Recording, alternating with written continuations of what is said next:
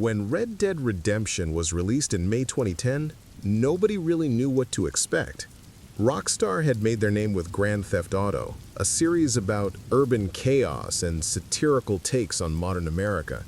Games where you could steal cars and cause mayhem, and the whole point was the freedom to be as destructive as you wanted.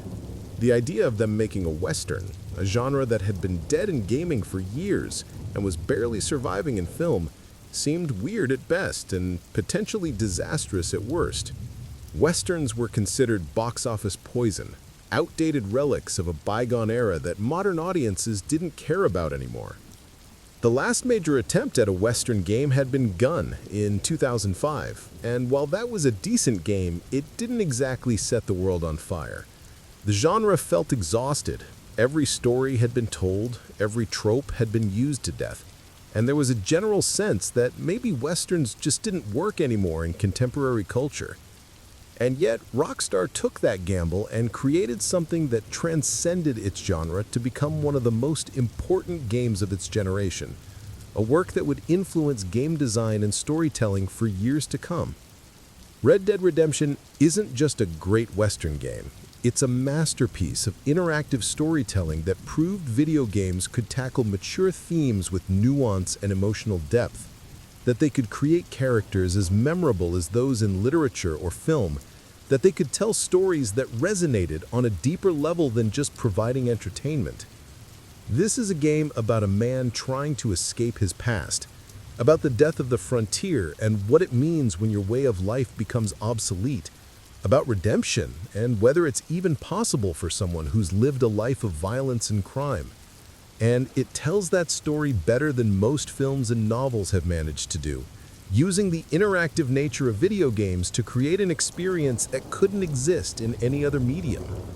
The fact that you control John Marston, that you make choices about how he conducts himself, that you spend 40 or 50 hours living as this person, that creates a connection that passive media simply can't replicate. When John dies at the end, it's not just a character you've been watching who dies, it's someone you've been, someone you've guided through impossible situations, someone whose struggle has been your struggle. That's the power of video games as a storytelling medium, and Red Dead Redemption understands and exploits that power better than almost anything that came before it. The brilliance of Red Dead Redemption starts with its protagonist, and John Marston might be the most atypical video game hero ever created, at least for a mainstream AAA release. He's middle-aged, visibly scarred with those distinctive marks across his face that tell you he's lived a hard life, married with a kid, and desperately trying to be boring. He doesn't want adventure, he doesn't want glory, he doesn't want to be a hero. He wants to ranch in peace and watch his son grow up and never fire a gun again. The game opens with John on a train heading west, and everything about his body language and expression tells you this is a man who would rather be anywhere else. He's wearing a suit, trying to look respectable and civilized, a far cry from the leather and gun belts of a typical Western hero. He's being forced back into his old life by the government, specifically by Bureau of Investigation agent Edgar Ross and his partner Archer Fordham, who've kidnapped his family and are using them as leverage to make John hunt down his former gang members. It's blackmail, plain and simple, and John has no choice but to comply if he ever wants to see his wife Abigail and son Jack again. That setup immediately makes John sympathetic in ways that most game protagonists aren't. He's not seeking glory or treasure or revenge for revenge's sake. He's trying to save his family and get back to the quiet life he's built.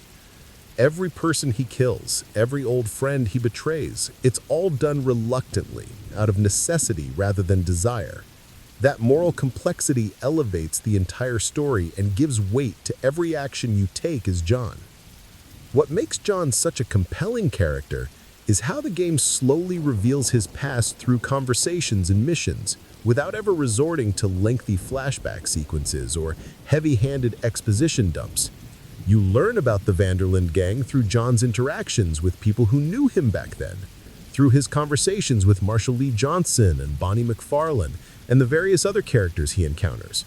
Some remember him as a cold-blooded killer, a man who rode with one of the most dangerous gangs in the West. Others see hints that he was conflicted even then about the life he was living, that he had doubts about Dutch's philosophy and methods. You find out that John left the gang, that he tried to go straight, that he was shot and left to dead by his former brothers during a botched ferry robbery in Blackwater. Dutch, Bill, and Javier left him to die, and that betrayal is what finally broke John's loyalty to them. He spent years recovering from those wounds, both physical and emotional, building a legitimate life with Abigail and Jack on a small ranch at Beecher's Hope. He tried to redeem himself through honest work, through being a good husband and father, through leaving his violent past behind. And it didn't matter. The past caught up to him anyway. And now he has to destroy the few remaining connections to that past if he ever wants to be free. It's a cruel irony that the game explores beautifully. This idea that redemption might not be enough, that society doesn't forgive and forget, that your sins follow you no matter how far you run or how much you change. John's character is brought to life by Rob Weithoff's incredible performance, and I don't think we can overstate how important his work is to why this game succeeds. The voice acting in this game was revolutionary for its time. This was before performances like this were common in video games, before motion capture had become the industry standard, before actors understood that video game work required the same level of commitment as film or television. Most games in 2010 still had that stiff video gamey quality to their performances, characters who delivered lines competently but without much depth or nuance. Weithoff brings such world weariness and dry humor to John, making him feel like a real person rather than an action hero. There's gravel in his voice, exhaustion, a sense that he's seen too much and done too much and just wants it all to stop. John's funny in an understated way, quick with a sarcastic comment or a cutting observation about the hypocrisy he sees around him. When someone starts spouting nonsense about civilization or progress, John has a perfect deadpan response that cuts through the bullshit. But he's also capable of genuine warmth when talking about his family, his voice softening when he mentions Abigail or Jack. And there are moments of real anger when confronting the people who wronged him, when the rage breaks through that weary exterior and you remember that this man was dangerous once, that he's killed a lot of people and could do it again if pushed. The performance never feels one note or exaggerated. It's grounded and human in a way that sells the entire story. You believe John as a former outlaw because you can hear the violence in his voice when he needs to be threatening, the way he can shift from conversational to deadly in a heartbeat. And you believe him as a family man because you can hear the tenderness when he talks about Abigail and Jack, the longing to get back to them, the fear that he might never see them again. That range is what makes the character work, what makes you care about him and invest in his journey. The supporting cast is equally strong, filled with memorable characters who feel like real people rather than quest givers or narrative devices. John's character is brought to life by Rob Weithoff's incredible performance, and I don't think we can overstate how important his work is to why this game succeeds. The voice acting in this game was revolutionary for its time. This was before performances like this were common in video games, before motion capture had become the industry standard, before actors understood that video game work required the same level of commitment as film or television. Most games in 2010 still had that stiff, video gamey quality to their performances, characters who delivered lines competently but without much depth or nuance. Weithoff brings such world weariness and dry humor to John, making him feel like a real person rather than an action hero. There's gravel in his voice, exhaustion, a sense that he's seen too much and done too much and just wants it all to stop.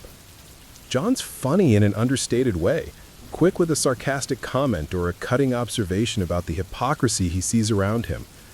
When someone starts spouting nonsense about civilization or progress, John has a perfect deadpan response that cuts through the bullshit. But he's also capable of genuine warmth when talking about his family, his voice softening when he mentions Abigail or Jack. And there are moments of real anger when confronting the people who wronged him, when the rage breaks through that weary exterior and you remember that this man was dangerous once, that he's killed a lot of people and could do it again if pushed. The performance never feels one note or exaggerated. It's grounded and human in a way that sells the entire story. You believe John is a former outlaw because you can hear the violence in his voice when he needs to be threatening, the way he can shift from conversational to deadly in a heartbeat. And you believe him as a family man because you can hear the tenderness when he talks about Abigail and Jack, the longing to get back to them, the fear that he might never see them again. That range is what makes the character work, what makes you care about him and invest in his journey. The supporting cast is equally strong, filled with memorable characters who feel like real people rather than quest givers or narrative devices. Bonnie McFarlane is introduced early as the woman who saves John's life after Bill Williamson shoots him and leaves him for dead. She's running her father's ranch, dealing with rustlers and debt and all the complications of trying to maintain a traditional way of life in a world that's rapidly modernizing.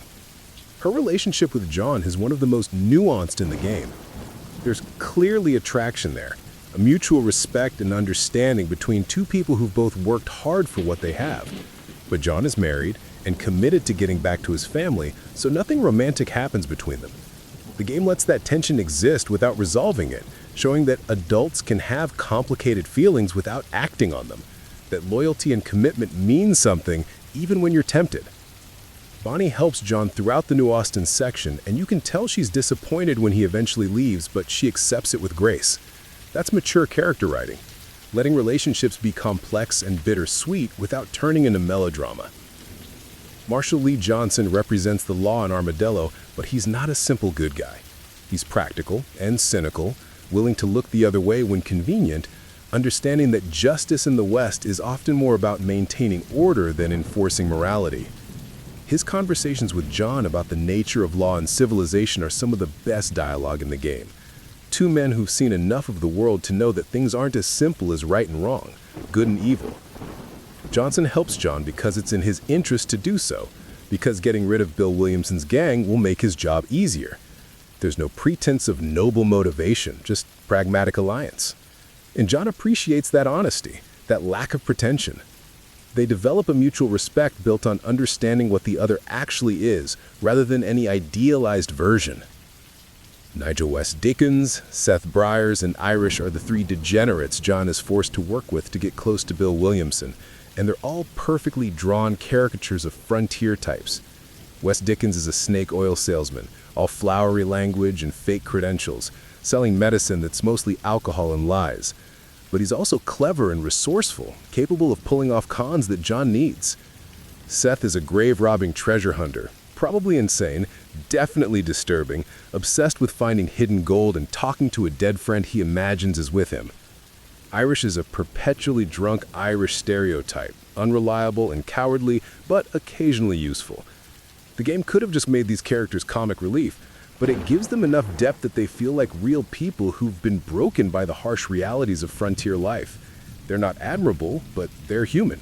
And John's interactions with them show his patience and pragmatism. He doesn't like these people, but he needs them, so he tolerates their nonsense and uses them to accomplish his goals.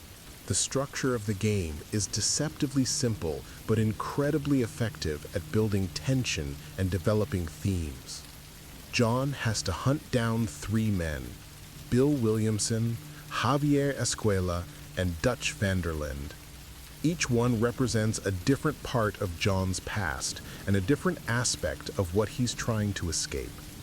Bill is the brute, the muscle, someone who never had the intelligence or vision to be anything more than a blunt instrument. He set himself up as a gang leader in New Austin, terrorizing the area around Fort Mercer. But he's really just playing at being Dutch, mimicking the leadership style without understanding the philosophy behind it.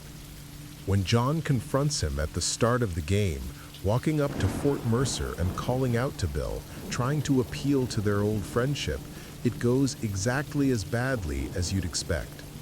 Bill mocks him, calls him a traitor for leaving the gang, and shoots him, leaving him to bleed out. That opening establishes several things at once. It shows that John can't just walk up and ask nicely, that these are dangerous men who've built power bases and won't come quietly. It shows that their old bonds mean nothing anymore, that whatever friendship existed has been destroyed by betrayal and time. And it shows that John is rusty, that years of ranching have left him unprepared for this kind of confrontation, that he's going to have to relearn how to be the man he used to be if he wants to survive. Javier Escuela is harder to pin down than Bill, more elusive and conflicted. He's fled to Mexico, taking refuge in the chaos of the revolution, and John has to navigate a civil war to get to him. Javier represents the tragedy of loyalty misplaced, a man who seems to understand the Dutch led them all astray, but can't bring himself to admit it, can't let go of the bonds that defined his identity for so long. When John finally confronts him, you can see the conflict in Javier's eyes, the knowledge that he chose wrong, but an inability to acknowledge it. The game gives you a choice of whether to kill him or capture him alive, one of the few real moral decisions in the story, and that choice reflects how you interpret John's character. Is he merciful, willing to give Javier a chance at redemption through imprisonment? Or is he harsh, believing that Javier deserves death for his crimes and his refusal to leave the outlaw life? Either way, it's a melancholy encounter. Two former friends on opposite sides, both knowing it didn't have to be this way. And then there's Dutch van der Linde, the father figure, the man who raised John and taught him his worldview, the person John both loves and hates. The entire game has been building to this confrontation. Every conversation about the old days, every mention of Dutch's philosophy, it's all leading to the moment when John finally faces the man who made him what he is. Dutch is hiding out with a group of Native Americans in the mountains of West Elizabeth, the most remote and untamed part of the map, still spouting his philosophy about freedom and civilization, still convinced that he was right and the world was wrong. He's trying to start another gang, to recapture the glory days, refusing to accept that the world has moved on and there's no place for men like him anymore. The game structures this as a descent, with John moving from the relatively civilized areas of New Austin through the lawless chaos of Mexico and finally into the wilderness where Dutch is hiding. Each area gets progressively more untamed, mirroring John's journey back into his old self, each step taking him further from the respectable rancher he was trying to be and closer to the killer he used to be.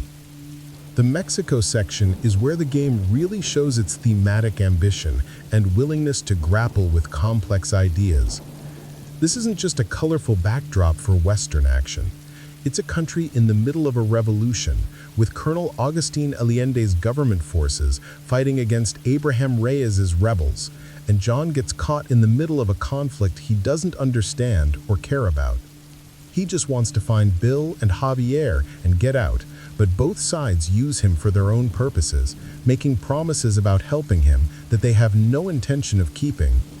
The game doesn't make this a simple good versus evil conflict, which would be the easy choice. Both sides are corrupt, both sides commit atrocities, both sides are fighting for power rather than any noble principle. John works for the Mexican government initially because Allende promises to help him find his targets, but it becomes clear pretty quickly that the government is brutal and oppressive, executing people without trial, terrorizing civilians, using rape and murder as tools of control. Allende himself is a disgusting character, a fat, corrupt official who surrounds himself with prostitutes and yes-men, who cares nothing for the people he's supposed to govern and everything for maintaining his power and indulging his appetites. So, John switches sides and helps the rebels, led by Abraham Reyes, and at first this seems like the morally correct choice. The rebels are fighting for freedom, for the people, against tyranny. Reyes presents himself as a man of the people, a revolutionary who wants to bring justice and democracy to Mexico. But the game slowly reveals that Reyes is just as bad as Allende, just better at hiding it. He's sleeping with multiple women and lying to all of them, making promises he has no intention of keeping. He uses people and discards them. His speeches about liberty and justice are just words, empty rhetoric designed to manipulate the peasants into fighting for him. John sees through him almost immediately. John knows men like Reyes. He's worked for men like Reyes. He knows that Reyes doesn't care about the people. He cares about power and glory and being worshipped. But John helps him anyway, because he needs Reyes to win so he can get what he came for. It's a pragmatic alliance built on mutual use rather than any shared ideals. There's this great dissonance throughout the Mexico section between what characters say and what they actually do, between revolutionary rhetoric and brutal reality. The game is making a point about revolution and power, about how the people who claim to fight for freedom often become just as bad as the tyrants they're replacing, about how power corrupts regardless of what ideology you claim to serve. It's cynical, but not nihilistic, showing John trying to navigate a world where there are no good options, only degrees of bad. He's disgusted by everyone he meets, but he does what he has to do to achieve his goal. The Mexico section could have been a simple second act, a change of scenery to keep the game from getting stale. Instead, it's a sophisticated exploration of revolutionary politics, colonialism, and the gap between ideals and reality. It's the kind of thematic depth you'd expect from a serious novel, not a video game about cowboys. The Abraham Reyes storyline is particularly brilliant in how it deconstructs the myth of the revolutionary hero and shows the gap between propaganda and truth. Reyes is introduced as this dashing freedom fighter, handsome and charismatic, making grand speeches about liberty and justice, loved by the people. He's everything a revolutionary hero is supposed to be in stories, brave and passionate and committed to the cause. And John sees through him immediately. There's a great mission early in the Mexico section where you have to rescue Reyes from execution, and he's spouting revolutionary slogans even as he's about to be hanged, playing to the crowd. And John just rolls his eyes at the performance, because that's what it is, a performance. Reyes is an actor playing the role of revolutionary hero, and he's very good at it, good enough to inspire people to die for him. But in private, away from his adoring followers, you see what he really is. He's vain and selfish, more concerned with his image than with actually helping people. There's a mission where you have to retrieve love letters he wrote to multiple women, each one promising her that she's the only one, that they'll be together after the revolution.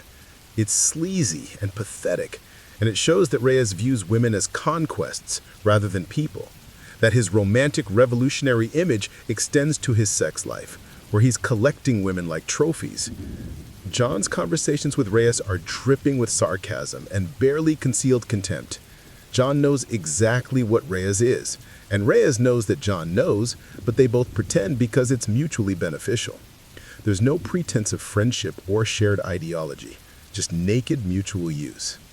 And after Reyes wins, after his forces storm the capital and execute Allende, and he becomes the new leader of Mexico, you can buy newspapers that show what happened next. Reyes has become a dictator, possibly worse than Allende, cracking down on dissent, living in luxury while the people starve, proving that the revolution changed nothing except who's sitting on the throne. John's cynicism is proven right, and the game doesn't offer any easy comfort about it. Sometimes bad people win. Sometimes revolutions fail to deliver on their promises. Sometimes nothing you do matters in the grand scheme of things because the systems that create oppression are stronger than any individual's attempt to fight them. That's a hard truth. Maybe too hard for a video game that's supposed to be entertainment, but Red Dead Redemption has the courage to present it honestly. What's remarkable about the game's writing is how it uses side characters to explore different aspects of its themes, creating a rich tapestry of perspectives on the dying West. Every person John meets is dealing with their own relationship to the changes sweeping through society, trying to find their place in a world that's transforming around them. Landon Ricketts is the most significant of these characters, an old gunslinger who represents what John might become if he survives. Ricketts was a legend in his day, the fastest gun in the West, a man whose exploits have been mythologized in dime novels and campfire stories. But now he's old and forgotten, living in Mexico, training fighters and waiting to die, knowing that the world has no use for men like him anymore. His conversations with John are about legacy and what it means to be remembered. Whether being known as the fastest gun matters when everyone you knew is dead, when the world you understood no longer exists. Ricketts has made peace with obsolescence in a way that John hasn't yet, accepting that his time is past and finding what meaning he can and teaching others. He becomes a mentor to John, not in the sense of teaching him to shoot, because John already knows how, but in teaching him perspective, helping him understand that fighting against the march of history is pointless, that all you can do is try to live with honor and hope it means something. Seth Briers represents the past, literally, a man who spends his time digging up graves and searching for gold that may or may not exist. He's clearly insane, talking to a dead friend named Moses who isn't there, convinced that there's hidden treasure that will make everything worthwhile. Seth is pathetic and disturbing, and John barely tolerates him, but Seth serves a thematic purpose. He's someone so focused on the past that he can't function in the present, digging up what's dead and gone rather than building anything new. He's a warning about what happens when you can't let go, when you keep searching for something that's lost forever. The treasure he's obsessed with turns out to be real, but by the time he finds it, it's worthless to him because he's lost everything else in the search. That's not coincidence. That's the game making a point about obsession and the cost of living in the past. Bonnie McFarlane represents the future, or at least the attempt to build one. She's trying to run a ranch in a world that's slowly modernizing, dealing with banks and railroads and all the complications of civilization.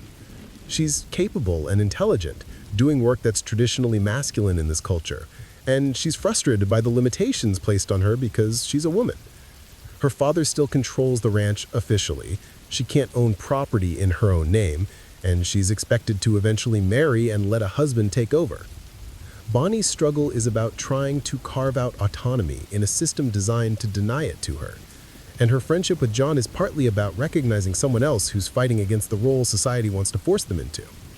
Her relationship with John is complicated because there's clearly attraction there, moments where you can see them both thinking about what might be possible if circumstances were different, but John is married and committed to getting back to his family, committed to being faithful to Abigail even when she's not there to know whether he strays. That's character consistency, showing that John's love for his family is real and deep, that his desire to get back to them isn't just about duty but about genuine connection.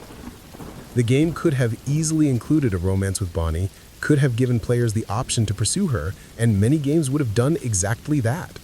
But Red Dead Redemption is more interested in showing mature restraint, in depicting a friendship between a man and woman that doesn't become sexual, that remains meaningful without crossing that line. When John leaves for Mexico and says goodbye to Bonnie, you can see her disappointment, but she accepts it with grace and dignity. She knew he was married, she knew he was leaving, and she doesn't make demands or professions that would make things awkward. That's adult behavior, messy and bittersweet, but handled with maturity. The Strange Man is probably the most enigmatic character in the game, appearing in a series of side missions that are unlike anything else in the story.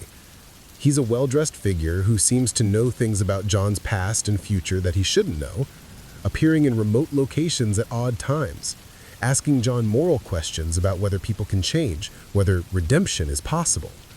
The game never explicitly says who or what he is, leaving it deliberately ambiguous, but the implication is that he's some kind of supernatural entity, possibly the devil or death itself, maybe God, evaluating John's character. He gives John scenarios where he has to choose between helping someone or taking advantage of them, between mercy and cruelty, and he watches John's choices with interest, but without judgment. The Strange Man missions are brief, but they add a layer of metaphysical weight to John's story, suggesting that his quest for redemption is being observed and judged by forces beyond the merely human. It's a risky choice to include something this ambiguous and supernatural in an otherwise grounded, realistic story, but it works because it's done sparingly and because it taps into the mythic quality that Westerns have always had, the sense that the frontier is a place where the normal rules don't quite apply. The game's depiction of the West is gritty and unglamorous in ways that deconstruct the mythology of the frontier without losing the beauty and grandeur that makes Westerns appealing. This isn't a place of heroic cowboys and noble savages. It's a place of casual cruelty and exploitation, where life is cheap and justice is rare.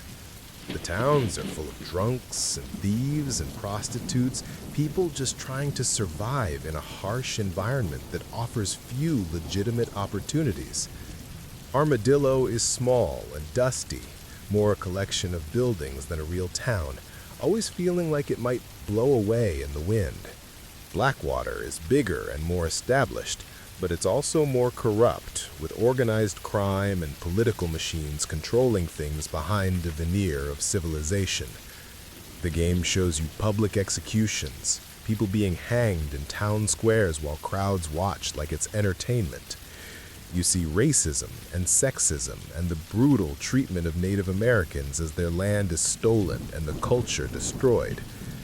The law is often as corrupt as the criminals, with sheriffs taking bribes and marshals looking the other way when convenient. This isn't a whitewashed version of the Old West, where cowboys are heroes and everything works out right.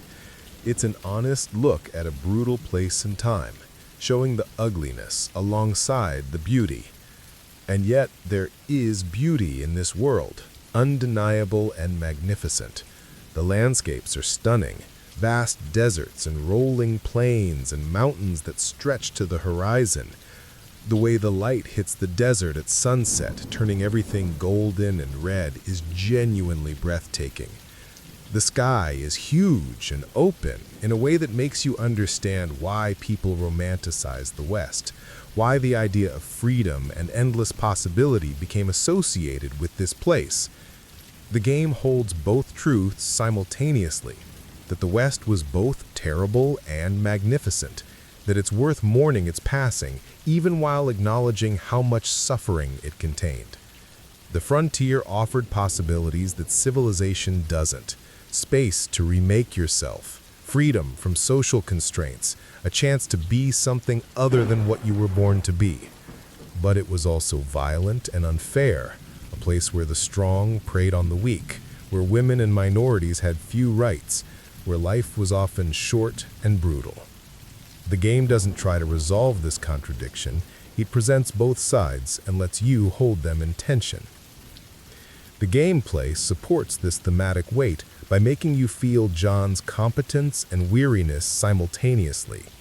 The shooting mechanics are tight and satisfying, with real weight to the guns and impact when bullets hit. Every gunshot is loud and dangerous, emphasizing that these are deadly weapons rather than toys.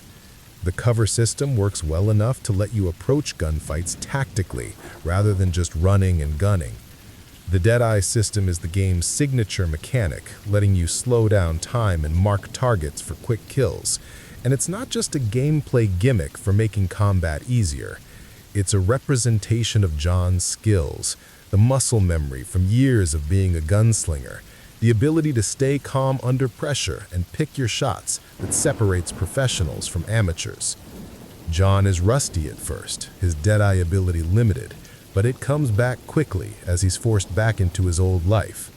That progression isn't just mechanical character advancement, it's thematic. John doesn't want to be good at killing anymore. He wants that part of himself to stay buried, but it resurfaces because it has to. The game is showing you through the mechanics that you can't escape what you are, that skills learned through violence don't just go away because you decide to be better. The horse riding across vast distances reinforces the scale of the world and the loneliness of John's quest. You spend a lot of time just riding from place to place, and that could be boring, could be wasted time that should have been cut or fast traveled through. But those long rides are important for pacing and mood. They give you time to think about what just happened and what's coming next, to absorb the story rather than just rushing from mission to mission. They let you appreciate the world, notice details, see the wildlife and weather changes. And they emphasize John's isolation, the fact that he's doing this alone, that he has allies of convenience but no real friends, that he's estranged from the only people who truly know him.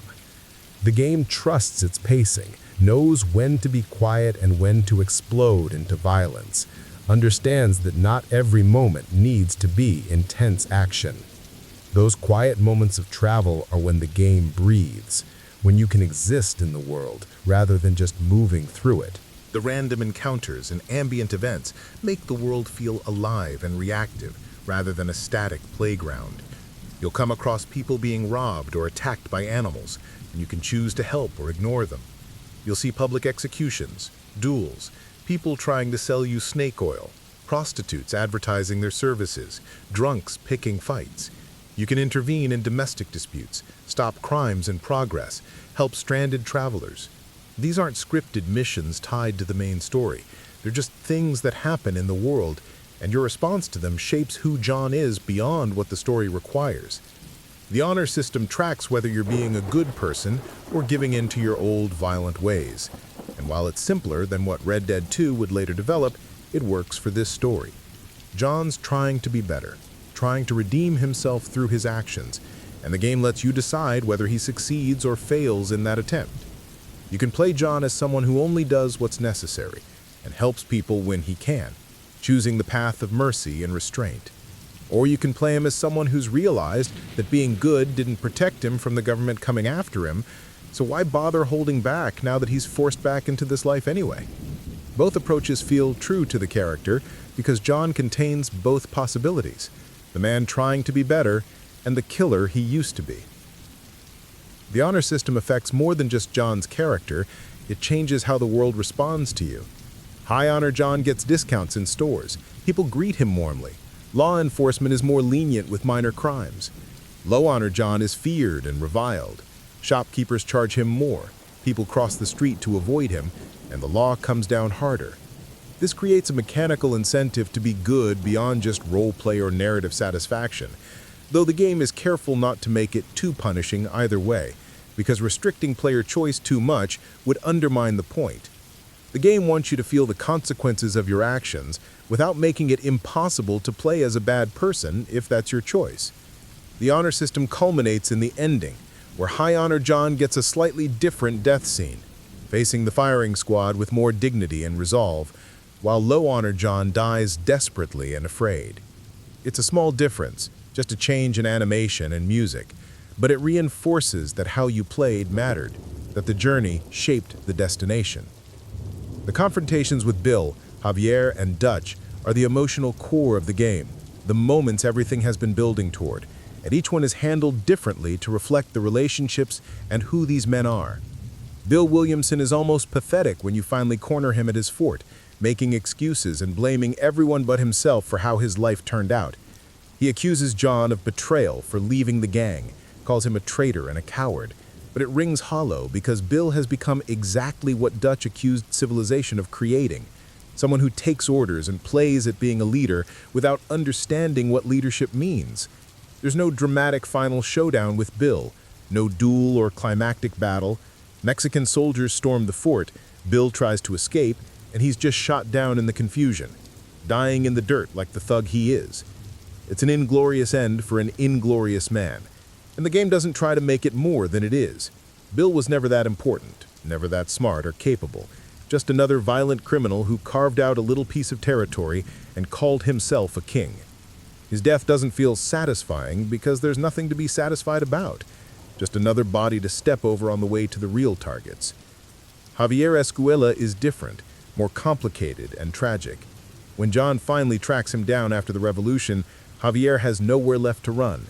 You can see the conflict in him, the knowledge that he chose wrong, but an inability to admit it, that pride or loyalty or just stubbornness that keeps him from backing down even when he knows it's over. Javier was loyal to Dutch long past the point where that loyalty made sense, following him even after it was clear Dutch had lost his mind. And now that loyalty has cost him everything. He's a man without a country, without a gang, without any purpose beyond running from the consequences of his choices. The game gives you one of its few real moral choices here, the option to kill Javier or capture him alive.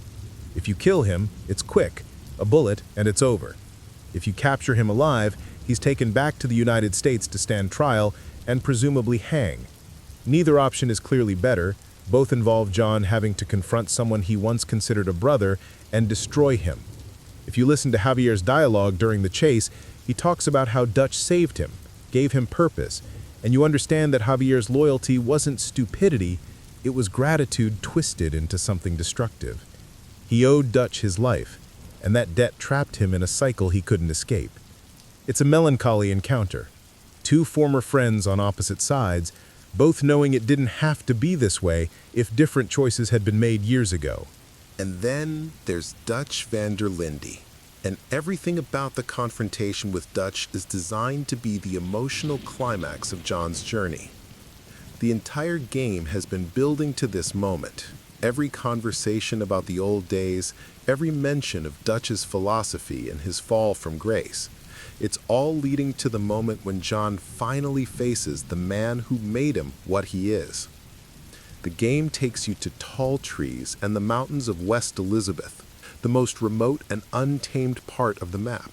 Beautiful and dangerous, a perfect setting for this final confrontation. Dutch is hiding out with a group of Native Americans who are fighting against the government's attempts to push them onto reservations, and Dutch is convinced himself that he's helping them fight for their freedom, that he's still the revolutionary he always claimed to be. But really, he's just using them, manipulating young men like Nastus into dying for his ego, still playing out the same patterns that destroyed his own gang. When you first encounter Dutch in a canyon, he's giving a speech to his followers, and you can hear echoes of the charismatic leader he must have been once, the man who could inspire loyalty and make people believe in his vision. But there's something hollow about it now, something desperate, like an actor performing a role he no longer believes in but can't stop playing. The missions leading up to the final confrontation with Dutch are some of the best in the game. Particularly the one where you storm the Bureau's offices after they betray you and try to kill you, and Dutch intervenes to save you.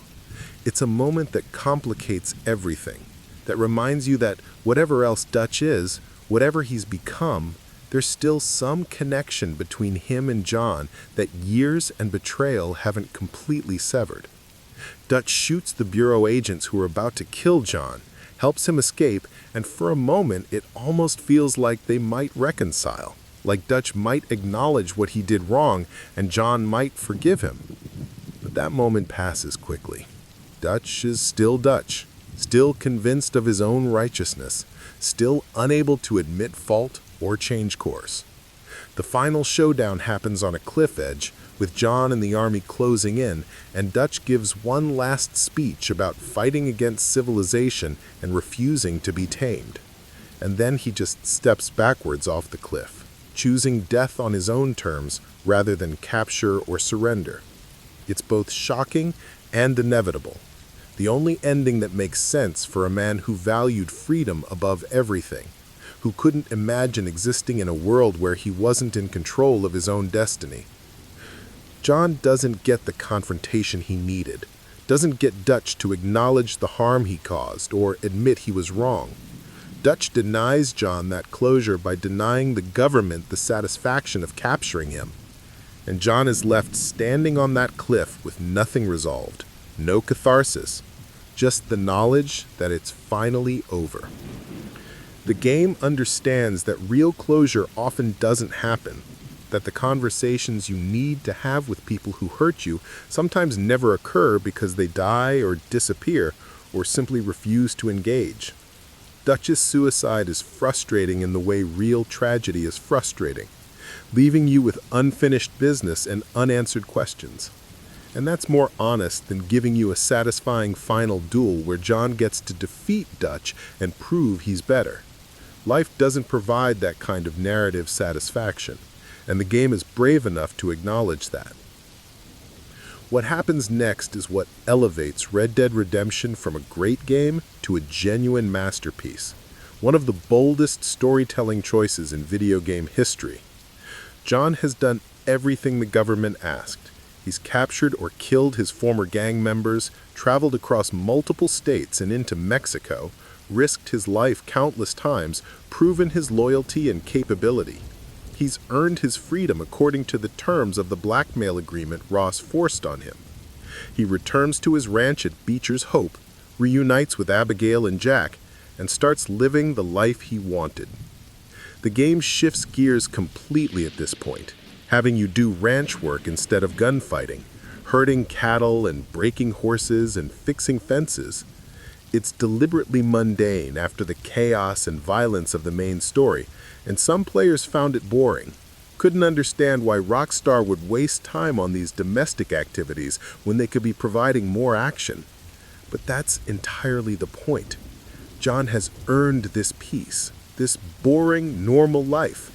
After everything he's been through, after all the violence and trauma and moral compromise, he gets to be just a rancher, a husband, a father.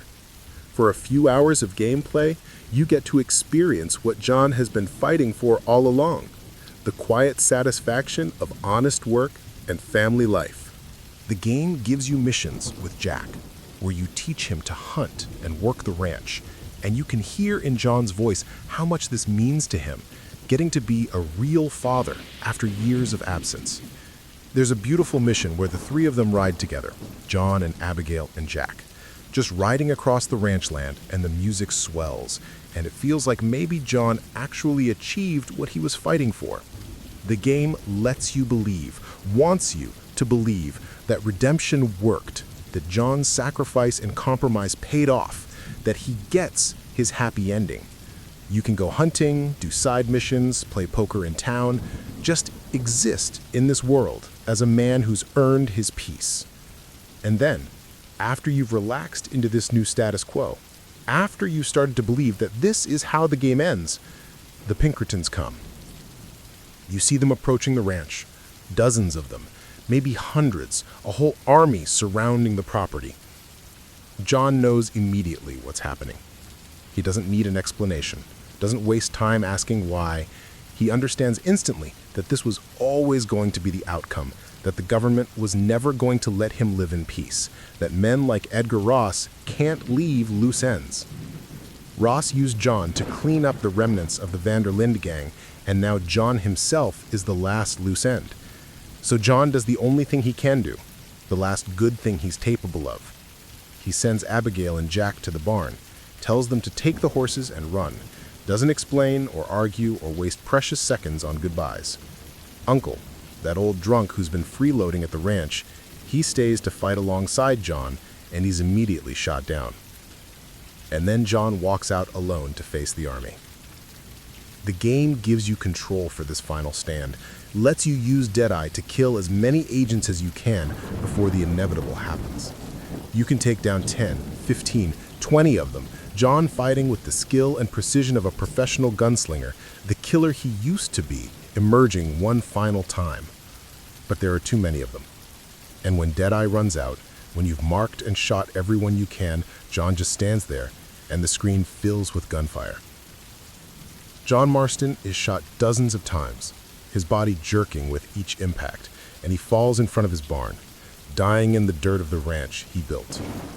The game doesn't look away, doesn't cut the black. It shows you John's corpse lying there while Abigail and Jack ride away in the distance, escaping because John gave them time. It's a gut punch of an ending, devastating in its suddenness and brutality, made more painful because you spent the previous hours believing John had won, that he'd escaped his past and earned his peace. The game deliberately builds you up just to tear you down. And it's not cruelty for cruelty's sake. It's making a point about the nature of redemption and justice and whether the universe rewards good behavior. John did everything right. He left his criminal life behind. He built a legitimate life with his family. He cooperated with the government even though it meant betraying people he once considered family. He tried to redeem himself through his actions and choices, and it didn't matter. The past caught up to him anyway. Society wouldn't forgive him, and he died violently despite his best efforts to change. That's tragedy in its classical sense. A fundamentally good person destroyed by circumstances and flaws beyond their control. And it's rare for video games to commit to tragedy this completely. Most games would give you the heroic last stand where you triumph against impossible odds, or the escape where John gets away with his family, or at least a death that feels meaningful and changes something. John's death accomplishes nothing beyond buying his family a few minutes to escape. He doesn't defeat his enemies, doesn't get revenge, doesn't even get to say a proper goodbye to the people he loves. He just dies, shot down like an animal, and the government wins. Edgar Ross gets to go back to Washington and tell his superiors that the Vanderlyn gang has been completely eliminated, that he successfully cleaned up the West and made it safe for civilization. He gets promoted, gets to retire comfortably years later, faces no consequences for his actions. That's not satisfying.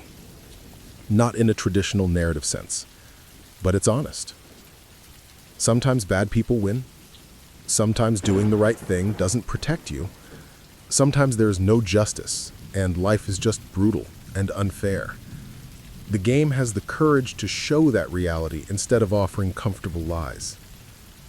But Red Dead Redemption doesn't end with John's death, and this is crucial to understanding what the game is saying about violence and revenge and the cycles we perpetuate.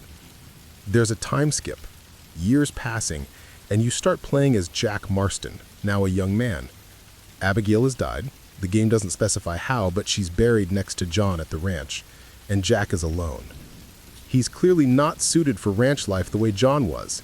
He's educated and well-spoken, more comfortable with books than guns, someone who could have made something of himself in the civilized world that killed his father. And the game gives you time to adjust to this new protagonist, to do missions as Jack, to see what kind of person he's become. He's trying to live the quiet life his father wanted for him, trying to honor John's sacrifice by being the man John wanted him to be. And then you can find out that Edgar Ross, the Pinkerton agent who orchestrated John's death, is still alive, retired, and living comfortably, having faced no consequences for his actions. The game doesn't force you to pursue revenge. You can, if you choose, just continue living as Jack, doing side missions and activities, letting Ross live out his retirement in peace. But the game knows most players won't make that choice. Most players will want revenge, will feel that Ross deserves to pay for what he did to John, that there needs to be some accounting for the injustice. So you can track Ross down, following leads and asking questions until you find him duck hunting by a river in Mexico, of all places. You can approach him, and there's this beautiful bit of dialogue where Ross doesn't immediately recognize Jack, asking if he can help him with something, and Jack identifies himself as John Marston's son. You can see the realization hit Ross, see him understand what's about to happen, and to his credit, he doesn't beg or make excuses. He knows why Jack is there, and he faces it. Jack challenges him to a duel, the classic Western showdown, and you gun him down, avenging your father's murder. It should feel triumphant, this moment of justice finally being served, this wrong being set right. But it doesn't feel triumphant at all. It feels empty and sad. Jack has become the thing John died trying to prevent. He's a killer now. He's thrown away the peaceful life his father sacrificed everything to give him. And for what? Revenge? Justice? Ross is dead, but it doesn't bring John back, doesn't undo what happened, doesn't heal anything. And Jack has almost certainly made himself a wanted man, killing a retired federal agent in broad daylight, which means he'll spend the rest of his life running from the law just like his father did.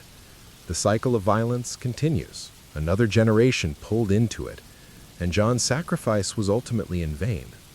His death bought Jack a few years of peace, but it couldn't change who Jack would choose to become. That's the tragedy the game is exploring, this idea that violence perpetuates itself, that revenge doesn't heal wounds, it just creates new ones, that we recreate the patterns we inherit even when we know better. Jack knows what the outlaw life cost his father, watched it destroy John, and he chooses it anyway, because the need for revenge, for justice, for some kind of closure is stronger than wisdom or restraint. The game doesn't judge you for killing Ross. It understands the impulse, presents it as a completely reasonable choice given everything that's happened, but it makes clear what that choice cost, what Jack has become, what future he's locked himself into. After killing Ross, if you go into towns, people comment on Jack differently than they did John. They sense something dangerous and unstable in him. This young man who's trying to be his father but doesn't have John's experience or hardness, who's play acting at being a gunslinger because it's the only way he knows to process his grief and rage. Some players interpret the ending as Jack going on to become a writer, using his education to tell his family story. And there's some evidence for that interpretation in his dialogue about books and writing. But the game leaves it ambiguous, lets you decide what kind of person Jack becomes, whether killing Ross was the beginning of an outlaw career or a single act of vengeance that he then moves past. That ambiguity is important because it puts the question to you as the player about what you think Jack should do, what the right response to injustice is when the systems designed to provide justice have failed. The ending of Red Dead Redemption is one of the most powerful and memorable in gaming history because it refuses to provide easy answers or comfortable resolution. It shows you a good man trying to escape his past and failing, shows you that redemption is possible, but it's not salvation, that you can become a better person, but you can't erase what you were, that the sins of the past follow you no matter how far you run. It shows you that justice often doesn't happen, that bad people frequently get away with their crimes, that the universe doesn't reward moral behavior. And it shows you the cycle of violence perpetuating itself, sons becoming their fathers, mistakes being repeated across generations. These are hard truths, uncomfortable realities that most entertainment avoids because they don't make audiences feel good. But Red Dead Redemption has the courage and the craft to present these truths in a way that's emotionally devastating but thematically coherent, that earns its tragedy through careful character development and thematic consistency. This isn't grimdark cynicism for the sake of being edgy. It's honest engagement with difficult questions about morality and justice and human nature. The technical achievement of Red Dead Redemption cannot be overstated, particularly considering the hardware limitations of 2010. This was running on Xbox 360 and PlayStation 3, consoles that were already 5 years old at release, with limited memory and processing power compared to modern systems. And yet, Rockstar created an open world that was massive for the time, spanning multiple distinct regions, each with their own ecosystem and culture, filled with detail and life. The map includes deserts and plains and mountains and forests and swamps, small frontier towns and bigger developing cities, all seamlessly connected without loading screens. You can ride from one end of the map to the other, watching the landscape gradually transition, and it all feels like one coherent world rather than disconnected levels. The scale was unprecedented for the time and remains impressive even by modern standards. The fact that the game runs as smoothly as it does with minimal bugs or technical issues is a testament to the skill of the development team. The animation system was years ahead of other games in 2010. Characters move naturalistically, with weight and momentum, none of that stiff video game awkwardness that was common at the time. John walks and runs and rides horses in ways that look and feel realistic, reacting appropriately to terrain and obstacles. The motion capture work is excellent, particularly for the main characters during cutscenes, capturing subtle facial expressions and body language that sell the emotional beats of the story. When John is tired, you can see it in his posture. When he's angry, it's there in how he carries himself before a word is spoken. These details add up to create characters that feel like real people rather than animated puppets, and that's crucial for the story's emotional impact. You can't have tragedy if you don't care about the characters, and you can't care about characters who don't feel real. The lighting and weather systems create atmosphere that enhances the storytelling and makes the world feel alive. Sunsets in this game are genuinely beautiful, the sky turning orange and red and purple as the sun dips below the horizon, casting long shadows across the desert. Storms roll in with dark clouds and wind, rain falling in sheets that reduce visibility and turn dirt roads to mud. The day-night cycle affects gameplay, with different animals appearing at different times, different NPCs following their schedules, different dangers emerging after dark. These aren't just pretty graphics, they're systems that make the world feel dynamic and real, that reinforce the sense that this place exists independent of your actions. The world doesn't revolve around you, it has its own rhythms and patterns, and you're just passing through it. Rockstar built an entire functioning ecosystem where animals hunt each other, predators stalk prey, species appear in appropriate habitats. You can watch wolves hunting deer, see cougars taking down cattle, find eagles catching rabbits. The game includes dozens of animal species, each with their own behaviors and AI patterns, and they all interact with each other and with you in believable ways. This wasn't just for show, though it is impressive technically. It serves the game's themes about the natural world being pushed out by civilization, about the wildness of the frontier that's being tamed and controlled. The animals represent what's being lost as towns expand and railroads spread, the untamed nature that both attracts and frightens people about the West. Being attacked by a bear or cougar while riding through the wilderness reinforces that this is a dangerous place, that nature here is violent and unpredictable, that the frontier kills people who aren't careful or skilled or lucky.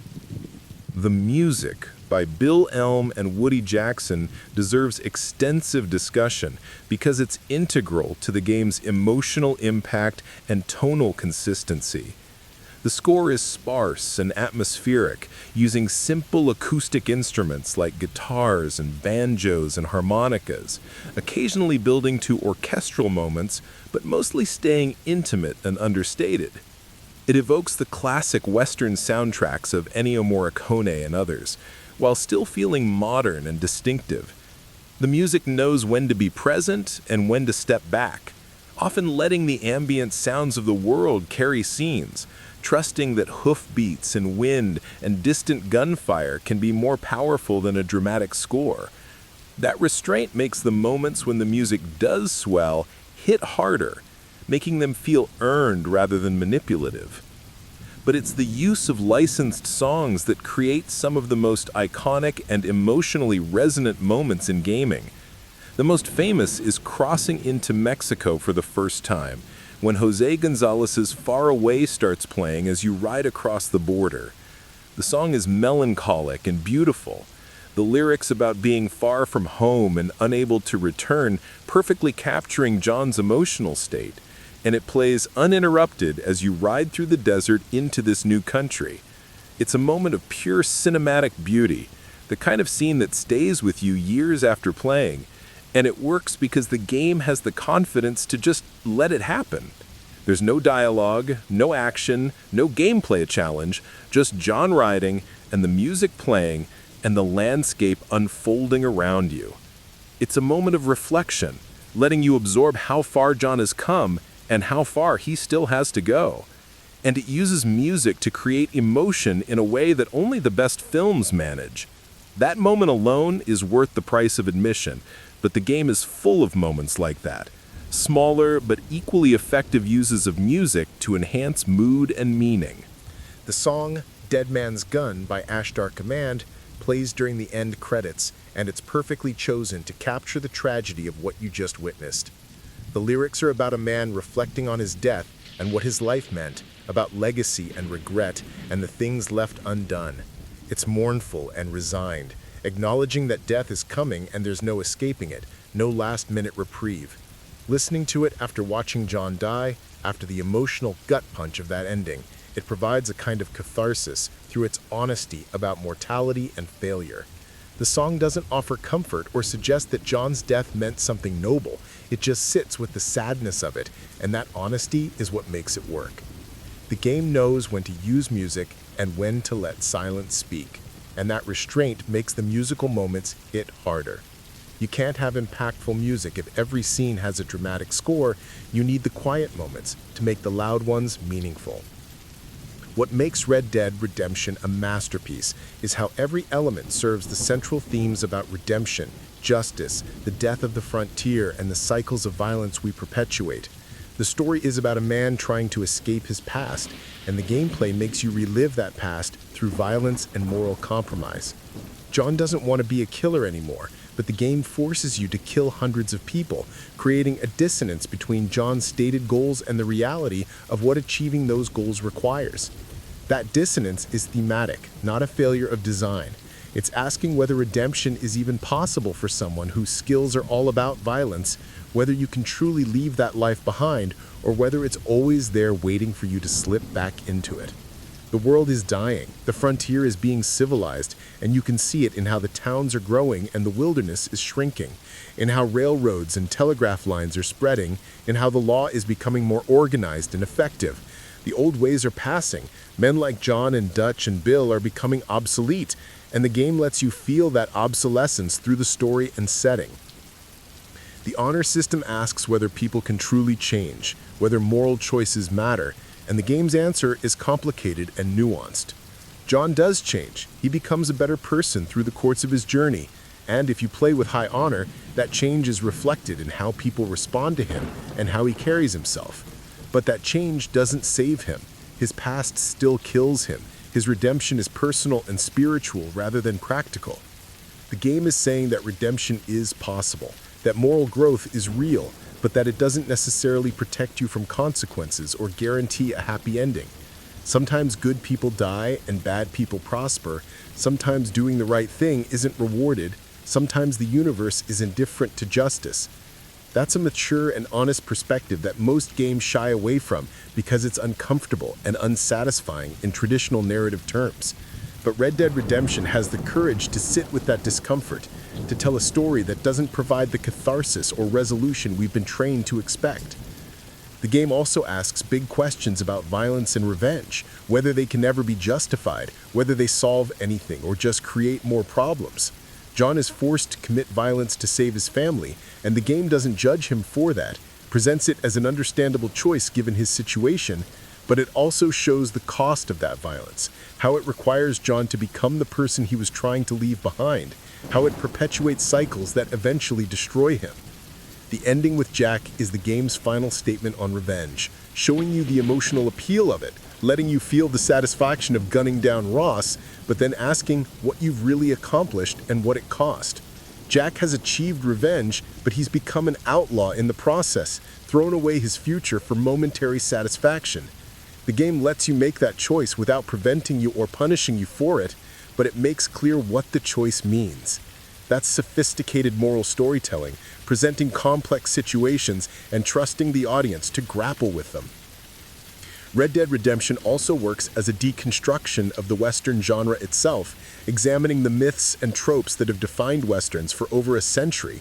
Westerns are traditionally about heroes taming the wilderness, about good triumphing over evil through violence and determination, about the lone gunman who rides into town and fixes everything before riding off into the sunset. They're about manifest destiny and American exceptionalism, about the frontier as a place where men can prove themselves and build something new. Red Dead Redemption takes those myths and examines them critically without completely rejecting them. It shows that reality was messier and darker than the myths suggest. John isn't a hero. He's a killer being forced to kill more killers, morally compromised and aware of his own hypocrisy. The wilderness isn't being tamed for noble purposes. It's being destroyed to make room for capitalism and exploitation. Good doesn't triumph. It gets gunned down by the government it tried to cooperate with. The lone gunman doesn't fix anything. He just creates more bodies and perpetuates cycles of violence. By taking the tropes of Westerns and examining them through a more realistic and morally complex lens, the game comments on the mythology America has built around its frontier past. It's saying that the cowboy myth, the idea of rugged individualism conquering the wild, that narrative was always a lie, or at least a severe simplification used to justify violence and exploitation. The real West was brutal and unfair, full of racism and sexism and casual cruelty, and romanticizing it ignores the suffering of the people who lived through it or were displaced and killed by westward expansion.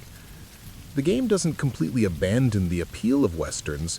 It still gives you the beautiful vistas and the dramatic shootouts and the satisfaction of being good with a gun, but it contextualizes all of that within a more honest framework, showing both the appeal and the cost of frontier life, mourning what's lost while acknowledging what needed to change. Red Dead Redemption succeeded in reviving a dead genre by understanding what made Westerns work in the first place, at their core thematic level, rather than just their surface aesthetic. They're not really about cowboys and shootouts and cattle drives. Those are just the trappings. Westerns are about men facing obsolescence, about a way of life ending and not knowing what comes next, about trying to find meaning and honor in a world that's moving past you and doesn't need what you offer anymore. They're about the tension between civilization and wilderness, between law and freedom, between the individual and society. They're about American mythology and how it shapes our understanding of ourselves. John Marston embodies all of these themes perfectly. He's an outlaw in a world that doesn't have room for outlaws anymore, trying to build something new from the ruins of his old life, seeking redemption for sins that can't be forgiven or forgotten. His story resonates because it's universal, even in its specific Western trappings. Everyone understands trying to escape your past. Everyone knows what it's like to feel like the world is changing in ways you can't control. Everyone wants to believe that it's never too late to be better. The game taps into those fundamental human experiences and wraps them in a Western aesthetic, creating something that's both a perfect genre piece and a transcendent work of art that means something beyond just being a good cowboy game. This game proved that video games could tell stories that mattered, that they could tackle serious themes with nuance and intelligence, that they could create characters as complex and memorable as those in any other medium. John Marston stands alongside the great protagonists of literature and film, characters like Travis Bickle or Ethan Edwards, or any number of complex anti-heroes who've populated serious fiction. He's a fully realized character whose journey means something beyond just entertainment value, whose struggle with morality and identity and redemption reflects real human concerns in ways that are honest and affecting. Red Dead Redemption is a masterpiece because it aimed higher than most games dare to aim and actually achieved what it was reaching for. It could have just been a fun Western game with good shooting and pretty landscapes, and that would have been fine, would have sold well and been enjoyed. But Rockstar wanted to do something more ambitious, to tell a tragic story about difficult subjects, to trust their audience to engage with complex themes and uncomfortable truths. It treats mature subject matter with actual maturity rather than just adding violence and profanity and calling it adult.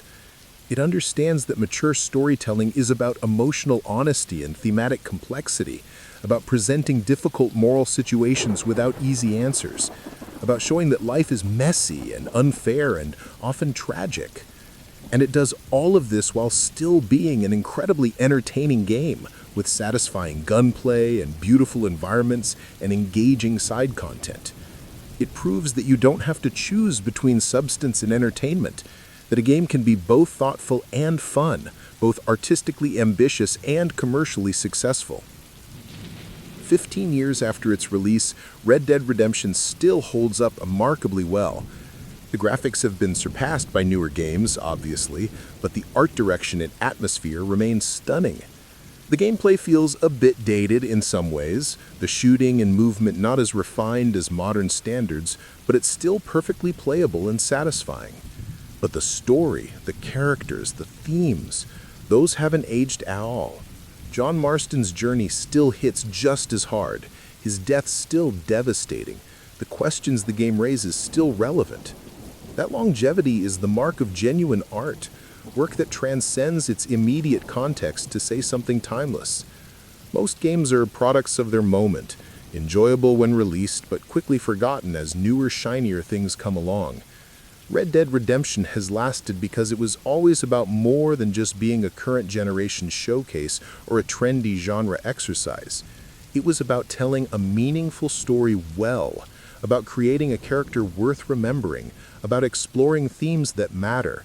And all of that still works, still resonates, still moves people who play it for the first time today. The legacy of Red Dead Redemption in gaming is significant and ongoing. It proved that Westerns could work in games if done well, leading to its own even more ambitious sequel, but also influencing how other developers approach period pieces and historical settings. It showed that open-world games could tell focused, meaningful stories, rather than just being sandbox playgrounds. that you could have narrative coherence and thematic consistency in a large, explorable world. It demonstrated that video game stories could achieve real emotional depth and tragedy, that audiences would accept and appreciate endings that hurt if they felt earned and honest. And it raised the bar for what voice acting and performance capture could achieve in games, showing that you could have performances as nuanced and powerful as in film or television. Many games since have tried to replicate what Red Dead Redemption achieved, and most have fallen short because they copied the surface elements without understanding the deeper craft, the careful balance of gameplay and story, the commitment to theme over spectacle, the willingness to make bold choices that might alienate some players in service of the artistic vision. In the end, what makes Red Dead Redemption a masterpiece is how it makes you feel. The first time you ride into Mexico with Far Away playing, feeling the weight of how far John has come and how far he still has to go. The first time Dutch steps off that cliff, denying you the closure you needed. The first time you watch John send his family away and walk out to face the army alone, knowing what's about to happen, but powerless to stop it. The first time you gun down Edgar Ross as Jack, feeling the satisfaction and the emptiness simultaneously, understanding that revenge doesn't heal anything. These moments stay with you long after you've put the controller down.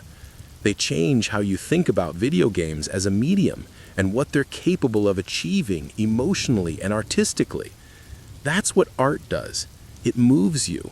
It challenges you. It makes you see the world differently. It stays with you and influences how you understand things.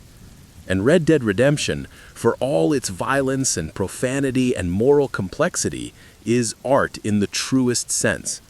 It's a masterpiece not because it's perfect or flawless, but because it aims for something greater than mere entertainment, and largely achieves it through masterful execution of every element. It's a game that respects you enough to tell you a tragic story without apologizing for the tragedy, to show you flawed people without excusing their flaws, to demand your time and attention and emotional investment, and then reward that with something genuinely meaningful and lasting. That's rare in any medium, and it's what makes this game special, what makes it matter, what makes it a masterpiece that still resonates over a decade after its release.